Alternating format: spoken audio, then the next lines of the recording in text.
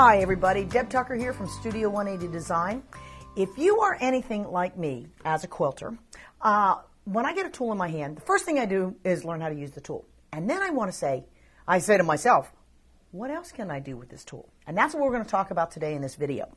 The tool that I'm going to talk about is my V-block tool. We introduced it a couple years ago. It's designed to deal with this pesky unit. This was really tough to make accurately in the past. With the V-block tool, it is very, very, very simple to do. But of course, again, I can make V-blocks with this, but what else can I do with this tool? So the video we're going to talk about today includes some of the other squares that we can make using the V-block. These two type of units are what we call sidekicks. They are just one side of the V-block unit. And we're also going to talk about V-block, what we call high-low, because they have a high point and a low point on either side. We can make all of these units with the V-block tool. And to get started, the very first thing that we generally do with most of my tools is to figure out the size we want to make. So let's talk about the sidekicks first. The sidekicks are the units that look like this. The reason we need to know the size we want to make is because the tool does 11 sizes. Unlike some tools that only do 1 or 2, this one starts making units at 1 inch size. And it goes through 1.5 and into 2, but it goes all the way up through and including 6-inch finished units. So you got to know where you're going to end so you know where to begin. So let's say we want to make 4-inch units. What I'm going to do once I've decided my size is pull up my ruler and look at the information section of the ruler. On the information section of the ruler, it'll tell me what I need to get started. For 4-inch finished units, it tells me that I need to cut strips that are 5 inches wide. And I will cut strips for the side triangles and for the chunky piece that's in the background as well. Unlike the traditional V-block, where you would cut this background section into a V shape. We are actually going to cut the 5-inch strip that we've cut for that background, and we're going to cut it into squares. So they'll be cut as 5-inch squares. And then the side triangles, we're going to cut as strips. Now I'm going to deal with these one at a time so we're not getting confused. Let's just talk right now about left-hand sidekick or a left sidekick. So I'm going to pull out some squares, strips for those, and I'll move the other pieces off to the side for right now. To cut the different shapes that I need to be able to make the sidekick, we're going to start with this side triangle. I've got my strips. Normally when you cut your strips, they're either right side or wrong sides together. But this is where you need to pay attention. You really just need to pay close attention to what you're doing.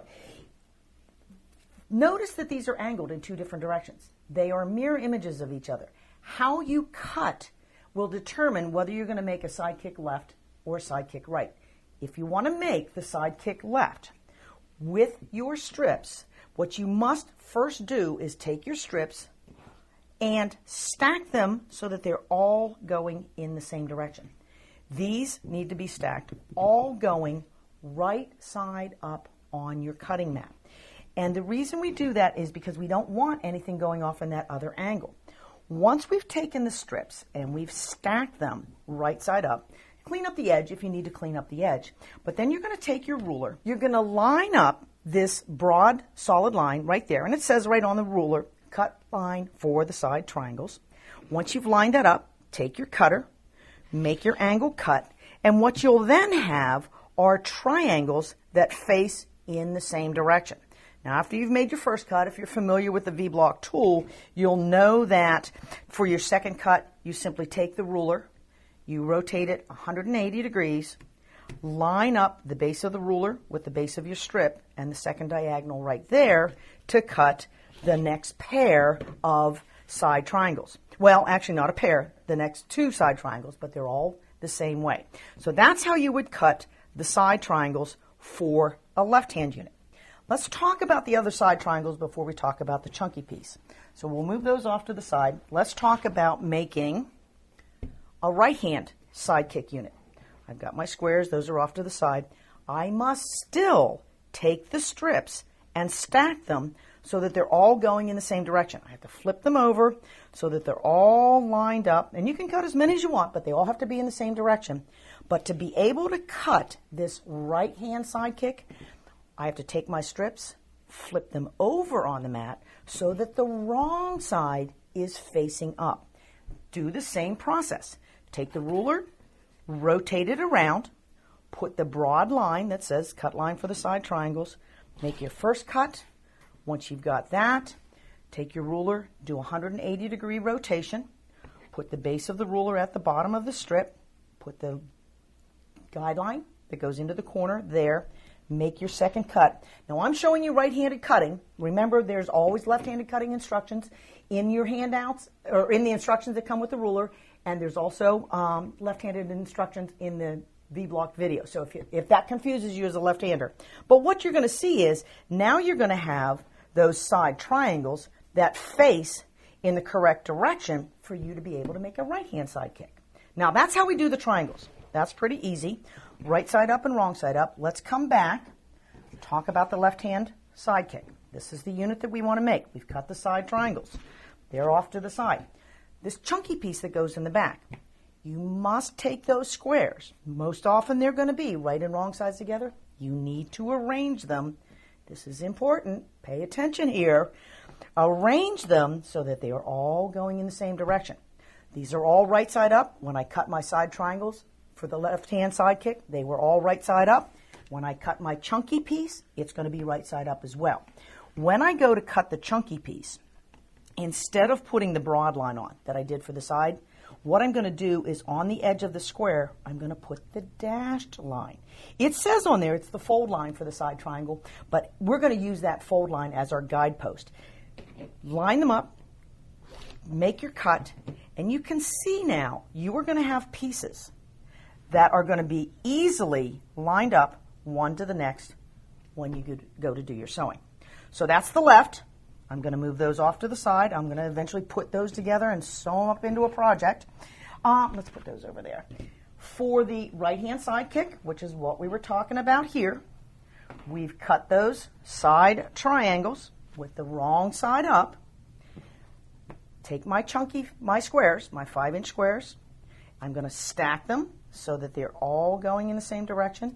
Since I cut the sides wrong side up, I'm going to cut the square wrong side up. Wrong side up on your cutting mat. Use the ruler. Line up the dashed line. It says fold line, but for this one, we're going to just use that as our guideline. Line up the dashed line on the edge of the square. Make your cut. And when you flip these over, you can see they're going to be going in the correct direction for you to be able to make a right-hand side kick. We've got the pieces angled in the right direction so that the rest of the construction of this is easy. You'll simply flip them over, line up the raw edges, just like you would do most other piecing. Go ahead and stitch your units together. Now we're going to trim these down to the right size, because that's one of the things that I do with all of my tools. I purposely make my units slightly bigger than they need to be so that when I go to do that sewing, I don't have to fuss with pinning and marking and pressing. I just sew, knowing they're going to be too large, and now I'm going to trim them down. Let's talk about the right-hand side kick first. To trim that down, what I'm going to look at on the tool are a couple of things. I'm making a 4-inch unit. I need to know that. That's what I decided at the beginning. So I need to find that 4 on here. My finished sizes are all listed along this diagonal. Once I find that 4 and locate that diagonal that goes from the 4 into the upper right, that's what's going to be placed on top of my unit. So when I position this here, take my 4, line it up. It can be up a little higher, it can be down a little lower, but that 4 and the diagonal into the upper right line up with the single seam line. The other thing I'm checking is to make sure that my 4.5-inch cut size, which is the size that I need for the unit, is completely contained in the oversized piece that's on the table. I trim up the right, trim across the top, and again, for left-handed trimming, refer to our other video on the V-block or refer to your instructions. Pick up the ruler, rotate the unit. When I do the second trim, I'll line up that 4.5-inch guideline cut size here, 4.5-inch cut size here. What should also happen is the little piece of the X should line up on that diagonal seam, and when I'm done, I've got a piece that's exactly the right size, perfectly square, and the seams are exactly placed for good points when I sew it into my project. Now that's the right-hand unit. Now, to trim down the left-hand unit, we're going to refer to pretty much the same things. We're going to refer to our finished size that we want to make, the 4-inch size. But instead of looking at the diagonal that goes from lower left to upper right, what we're going to look at is the diagonal that goes from lower right to upper left, down into that 4-inch. So when I pick up my unit, pick up my ruler, and place that on top of that diagonal seam, the only one that we have, the 4 is here. The long diagonal sits up against the seam. Double check to make sure that your 4.5-inch cleanup edges are contained within the unit. You're going to be able to trim up, trim across, end up with a nice square edge there. Pick up the tool, rotate the unit, position your cleanup lines, those 4.5-inch cut size cleanup lines here and here, and double check to make sure that one side of that X is resting on the seam. And when you come up and come across, every single one is exactly sized. It's perfectly square, perfectly straight, and the seam is going to give you a nice straight point. So that's how we make our Sidekick units. All of the information that I talked about on the video are available on our technique sheet that we've written to go along with this. You can pick up the ruler, the V-block ruler. You can pick up the technique sheet at a local quilt shop near you or visit our website. And while you're there, you may want to sign up for our newsletter so that as we introduce other new techniques, you're going to be able to be the first to know. If you want to see the high-low, please come back and visit my other video because it takes the Sidekick one step further and creates the high-low unit that you see in the quilt behind me. Thanks.